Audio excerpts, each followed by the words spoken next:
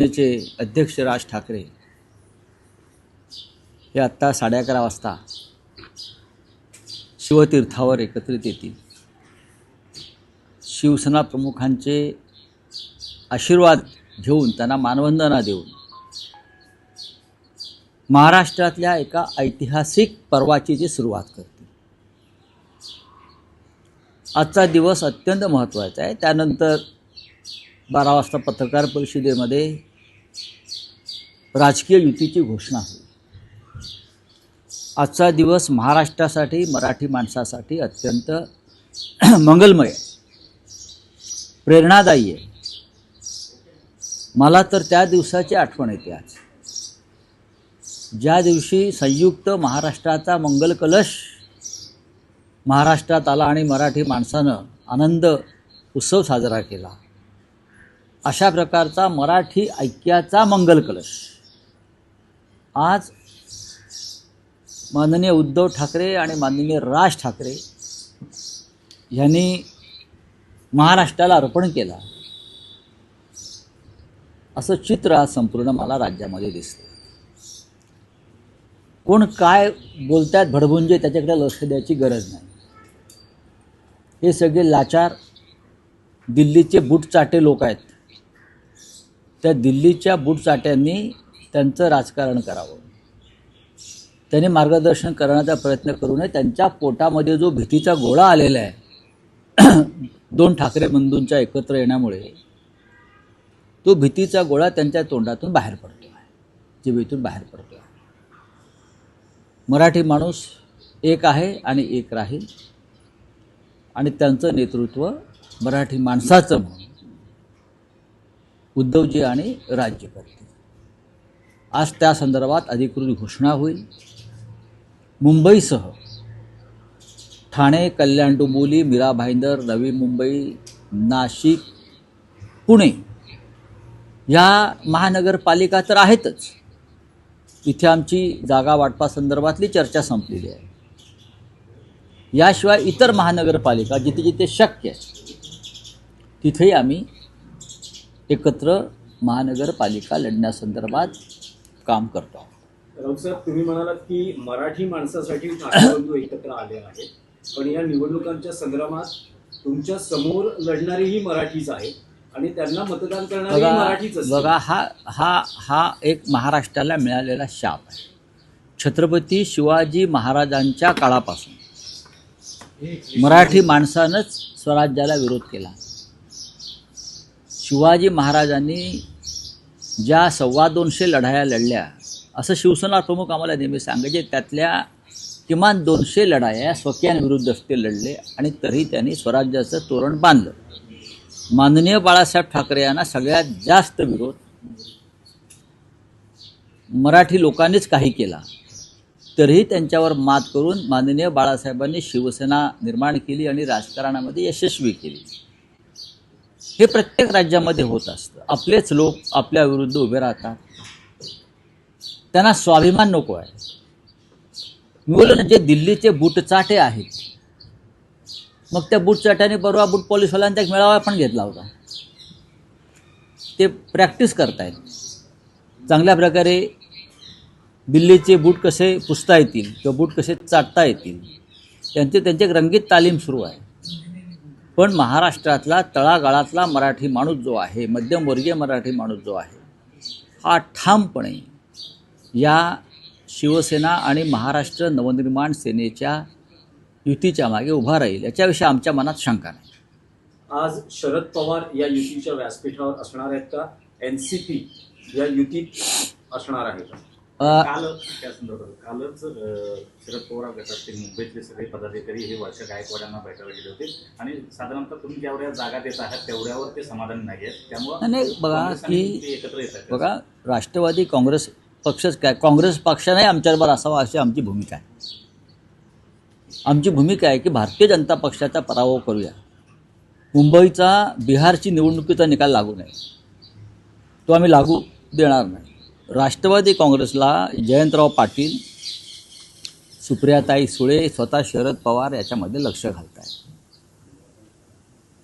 युतीमध्ये किंवा आघाडीमध्ये प्रत्येकाच्या मनासारखं होत नाही. काही ठिकाणी त्याग करावा लागतो आणि माणसांच्या प्रेमात न पडता जागा वाटप करायचं असतं. आपण माणसांच्या प्रेमात पडलो तर जागा वाटप हे अडचणीचं ठरतं. जिंकेल त्याची जागा मेरिटवर, गुणवत्तेवर, हे आमचं धोरण आहे आणि ते आम्ही शिवसेना आणि महाराष्ट्र नवनिर्माण सेनेमध्ये सुद्धा आम्ही ते धोरण राबवलं. त्याच्यामुळे राष्ट्रवादी काँग्रेस असेल हे आमचेच सहकारी आहेत. काही ठिकाणी काँग्रेस मुंबईच्या बाहेर आहे, तर आम्ही हे धोरण ठेवू की गुणवत्तेच्या आधारावर, मेरिटवर जागा वाटप व्हावं. राऊतसाहेब, गेल्या साधारण 15 वर्षात मुंबईतलं मतांचं समीकरण बदललेलं आहे. जसं मराठी भाषिक मतं महत्त्वाची आहेत, तशी परप्रांतीय ही मतं निर्णायक ठरताना आपल्याला दिसतात. हे पाहता मुंबईत काही होर्डिंग्स लागली आहेत काल रात्री, उत्तर भारतीय बटोगे तो पिटोगे. हे भारतीय जनता पक्षाचं आणि शिंदे गटाचं काम आहे. उत्तर भारतीयांना, हिंदी भाषिकांना अस्वस्थ करण्याचं. त्यांना कोणीही मारलेलं नाही उत्तर भारतीयांना.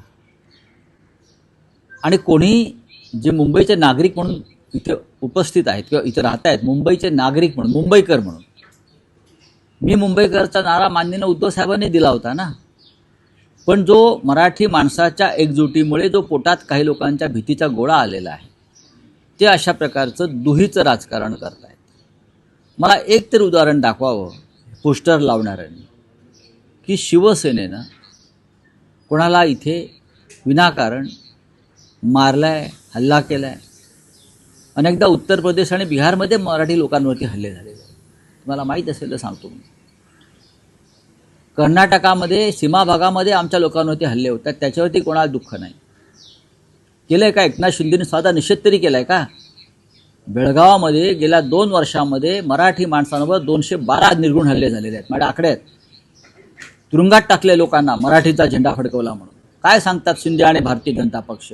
एकदा तरी निषेध केला आहे का मुख्यमंत्र्यांनी किंवा उपमुख्यमंत्र्यांनी की बेळगावामध्ये सीमा भागामध्ये मराठी माणसांवरती जो अन्याय अत्याचार होतोय, त्यांना मराठी जगायचं आहे, मराठी म्हणून, मराठी भाषा त्यांना हवी आहे म्हणून हे हल्ले होत आहेत. आणि इथे उत्तर भारतीयांना पिटोगे, काय बटेगे तो पिटोगे चाललेलं आहे. हां, आधी लोकसभा आणि विधानसभेत बटेगे तो कटेगे होतं. आता त्यांचे वेगळे वेगळे प्रकार सुरू आहेत, ही नाटकं. काँग्रेस आणि राष्ट्रवादी जे आपल्या महाविकास आघाडीतले आपले घटक पक्ष आहेत, तर चर्चा देखील त्यांची एक अंतिम टप्प्यात आहे. काँग्रेस आणि राष्ट्रवादी जर एकत्र लढले तर त्याचा मनसे आणि शिवसेनेच्या नाही, काही होणार परिणाम किती होईल? मराठी माणसावरती काही परिणाम होणार नाही. मला पूर्ण खात्री आहे की राष्ट्रवादी काँग्रेसबरोबरच्या आमच्या चर्चा यशस्वी होतील. मला पूर्ण खात्री. NCP बरोबर, म्हणजे माननीय शरद पवार साहेबांच्या राष्ट्रवादी काँग्रेसबरोबर आमची चर्चा संपलेली नाही. कालपर्यंत सुरू होती, थोडं मागे पुढे होईल, पण आम्ही मार्ग काढू. राऊतसाहेब, तोच मुद्द्याचा भाग आहे. तुम्ही म्हणतात की शिवसेनेनं कधी परप्रांतीयांना मारहाण केली नाही, पण आज तुमच्याबरोबर महाराष्ट्र नवनिर्माण सेना आणि गेल्या काही काळात बघितलं तर अशी अनेक उदाहरणं आलेली आहेत की ज्यात परप्रांतीयांना मारहाण झालेली आहे. मराठी तुम्हाला नाही, आता एक सांगतो की परवा भाजपचे आमदार कोण पराग शहा यांनी मराठी रिक्षावाल्याला मुंबईत मारलं, हे तुम्हाला दिसत नाही का? एका मराठी रिक्षावाल्याला भर रस्त्यावर मुंबईत मारून दादागिरी केली. का? कारण काही असतील, पण मराठी माणसावरती भारतीय जनता पक्षाच्या आमदारांना हात उचलला, ह्याच्यावर तुम्ही प्रश्न का विचारत नाही? हां, ह्याच्यावरती प्रश्न विचारा. तुम्ही मराठी आहात ना सगळे? तुमच्या हृदयाला का टोचत नाही की एका मराठी गरीब रिक्षावाल्यावर चुकला असेल तू म्हणून भर रस्त्यात हा असं मारण्याचा अधिकार भाजपच्या आमदारांना कोणी दिला? ही भाजपचं ही भूमिका आणि धोरण आहे का की गरीब मराठी माणसाला रस्त्यावर मारायचं? ह्याच्यावर बोला. पण तुम्हाला असं वाटत नाही का की मराठी भाषिक, तुमचा जो दावा आहे की ठाकरे बंधू एकत्र आल्यानं मराठी भाषिक तुम्हाला भरभरून मतदान नक्की देतील, पण परप्रांतीय विशेषतः तेही आम्हाला, मी परप्रांतीय वगैरे शब्द वापरत नाही, मी मुंबईकर म्हणतो. जे मतदार आहेत, ज्यांना शिवसेनेनं गेल्या 50-55 वर्षामध्ये अनेक सोयी सुविधा दिल्यात, त्यांचं रक्षण केलं. भारतीय जनता पक्ष हे 1992 साली बरं का शेपूट घालून बसलं होतं आतमध्ये, तेव्हा आमची पोरं तलवारी आणि बंदूक आणि बॉम्ब घेऊन बाहेर पडले होते रक्षणासाठी. हे मी आता तोंडावर सांगतोय. कुठे होते भाजपवाले? आता मोठे हिंदुत्वाचे रक्षक म्हणून मिरवत आहेत. हां, हे हिंदुत्वाचे भक्षक आहेत सगळे आणि मराठी माणसाचे भक्षक आहेत या महाराष्ट्रामध्ये. आम्हाला सांगू नका. पण काँग्रेस तुमच्या बरोबर नसणार. अरे सोड, कोण नवनीत राणा? सोड रे, अरे सोड रे. मग हाल तू म्हणावं. काँग्रेस तुमच्या बरोबर नसल्यानं तुम्हाला महापालिका निवडणुकीत त्याचा फटका बसेल असं वाटत नाही, कारण हे मतांमध्ये फाटाफूट होऊ शकते, विशेषतः समविचारी पक्ष म्हणून. म्हणजे मुस्लिम मतं कदाचित तुमच्यापासून दुरावली जाऊ शकतात, परप्रांतीय मतं तुमच्यापासून दुरावली जाऊ शकतात. तर त्याचा फटका, काँग्रेस नसण्याचा फटका, याची चिंता तुम्ही का करताय? चिंता नाही, अजिबात चिंता करू नका. मुद्दा आहे. हा विषय मराठी माणसाच्या अस्मितेचा, स्वाभिमानाचा आणि न्याय हक्काचा आहे. शिवसेनेनं सातत्यानं काँग्रेस विरुद्ध सुद्धा निवडणुका लढवलेल्या आहेत आणि भाजप विरुद्ध सुद्धा लढवल्या, आणि तरी आम्ही मुंबई महापालिकेत भगवा झेंडा फडकवला. एवढंच मी तुम्हाला सांगतो. काँग्रेसनं त्यांचा एक मार्ग स्वीकारलेला आहे. आम्ही त्यांना अनेकदा नम्र विनंती केली, त्यांनी स्वीकारलेली नाही. पाहू आता. पुण्यात दोन पवार, शरद पवार, अजित पवार एकत्र येतात. 26 डिसेंबरला त्याची अधिकृत घोषणा होते. तुमचं मत काय? कालही तुम्ही मत व्यक्त केलं होतं. माझं मत असं आहे की देवेंद्र फडणवीस आणि त्यांच्या पक्षाची लढाई ही अनेक ठिकाणी शरद पवार यांच्या काँग्रेस पक्षाबरोबर झालेली आहे. करेक्ट? अशा वेळेला भारतीय जनता पक्षाची भूमिका काय आहे? अजित पवार त्यांच्या आघाडीत आहेत ना, त्यांनी काँग्रेस पक्ष, भारतीय जनता पक्षाने त्यांची भूमिका स्पष्ट केली पाहिजे. महायुतीतला माणूस महाविकास आघाडीत सुद्धा 2 दगडावरती पाय ठेवतो. बाकी आमचं काय ते आम्ही बघू, पण अजित पवारांचा पक्ष एकाच वेळेला महायुतीत आणि महाविकास आघाडीत, हे त्रांगडं काय आहे? ह्याच्यावरती भाजपचे अध्यक्ष रवींद्र चव्हाण, राज्याचे मुख्यमंत्री देवेंद्र फडणवीस यांनी भूमिका स्पष्ट केली पाहिजे, संभ्रम दूर केला पाहिजे. आजची घोषणा होणार आहे, त्यामध्ये जागा वाटपाचा फॉर्म्युला डिक्लेअर केला जाणार आहे. नक्की, कशा पद्धतीनं, नक्की. कोण किती जागा लढणार मग ते आता डिक्लेअर होईल ना, मी कशाला इथे सांगू? तिथे सांगतील ना. हो, सांगतील ना. तिथे आज एकत्र आहेत, एकत्र बसतील, त्यांना प्रश्न विचारा, ते उत्तर देतील. राऊतसाहेब, महाविकास आघाडीची स्थापना होताना एक कॉमन मिनिमम प्रोग्राम तयार केला गेला होता. तोही महाराष्ट्राच्या राजकारणातला वेगळा प्रयोग होता. हाही एक वेगळा प्रयोग होता. मला त्यावेळेस ठाकरे बंधूंचा युतीची घोषणा होत असताना काही अजेंडा ठरलेला आहे का, किंवा काही कॉमन मिनिमम प्रोग्राम ठरलेला आहे? मुंबई मराठी माणसाची, त्याच्यापेक्षा वेगळा वचननामा असू शकत नाही. मुंबईची जी लूट सुरू आहे, भाजप, मिंदे गट यांच्या माध्यमातून, अडाणीच्या हस्ते, पवित्र हस्ते त्यांच्या जी मुंबईची लूट सुरू आहे,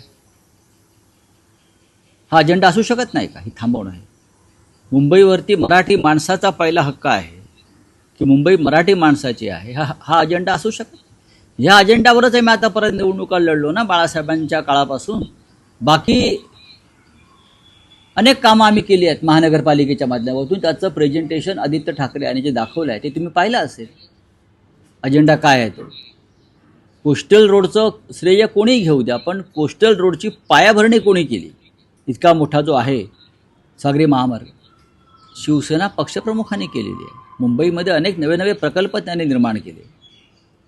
हा अजेंडा आहेच. आणि सगळ्यात मोठा अजेंडा म्हणजे मुंबई मराठी माणसाची. चला, धन्यवाद. हिंदी बोलिए, हिंदी बोलिए. कटेंगे या बटेंगे, सगळं बैनर लगा हुआ है हिंदुत्ववादियों के लिए, किस तरह देखते हो आप? क्या बैनर लगाया है? कटेंगे तो बटेंगे. किसकी कटेंगे? किसकी कटेंगे? कटोगे तो पिटोगे. ये भारतीय जनता पार्टी और शिंदे की हमेशा की राजनीति है.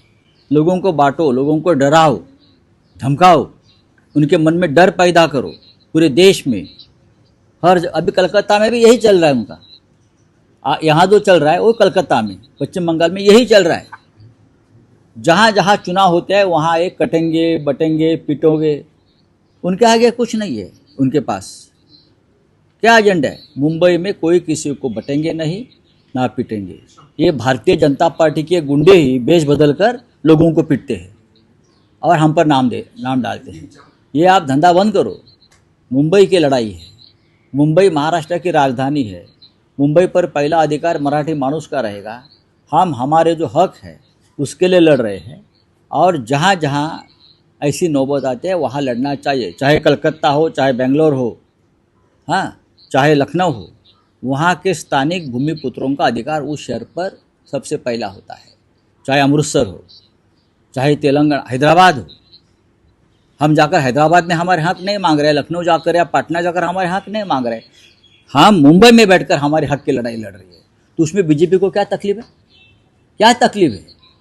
हम जो मुंबई की, महाराष्ट्र की आप जो लूट कर रहे हो, हम उसको रोकने की कोशिश करें तो क्या है, बटेंगे पिटेंगे, हाँ, और हम दिल्ली के बूट चाटेंगे, यही है ना। चलो, थैंक यू।